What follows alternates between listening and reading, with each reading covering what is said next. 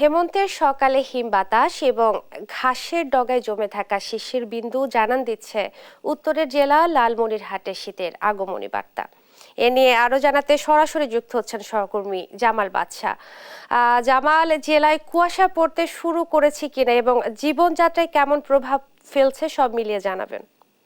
আসলে এই হেমন্তের সকালে কিন্তু এই ঘন কুয়াশা না থাকলেও যে হালকা কুয়াশা এবং হিম বাতাস উত্তরের জেলা লালমনিরহাটে শীতের আগমনী বার্তা আসলে দিয়ে যাচ্ছে। এছাড়া কিন্তু দিনের বেলার দুপুর বেলার দিকে কিছুটা গরম অনুভূত হলেও সকালে এবং রাতে কিন্তু হালকা বাতাস এবং সকালবেলার যে ঘন কুয়াশা আছে সেই ঘন কুয়াশা আসলে জানান দিচ্ছে যে লালমনিরহাট সহ আশপাশের জেলাগুলোতে শীত আসছে এবং এরই মধ্যে কিন্তু নবান্ন আসলে আসতে শুরু করেছে। আসলে এই শীতের সাথে সাথে কিন্তু আবহাওয়ায় বেশ পরিবর্তন এসেছে।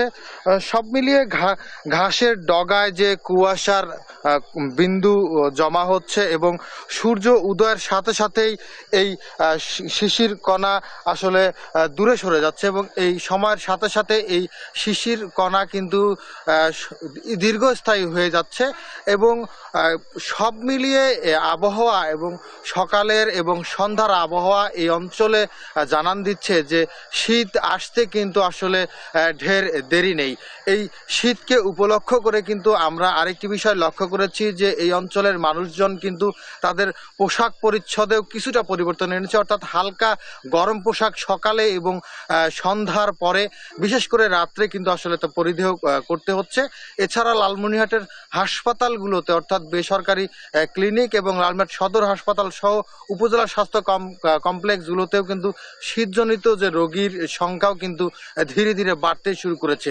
সব মিলিয়ে যদি বলতে চাই যে হেমন্তের সকালে হিম বাতাস এবং হালকা কুয়াশা এবং ঘাসের ডগায় যে শিশির জমা হচ্ছে, এই সব কিছু মিলে যে পরিবেশের সৃষ্টি হচ্ছে সেটি কিন্তু আসলে শীতের আগমনীর বার্তা আসলে দিয়ে যাচ্ছে উত্তরের জেলা লালমনিরহাটে।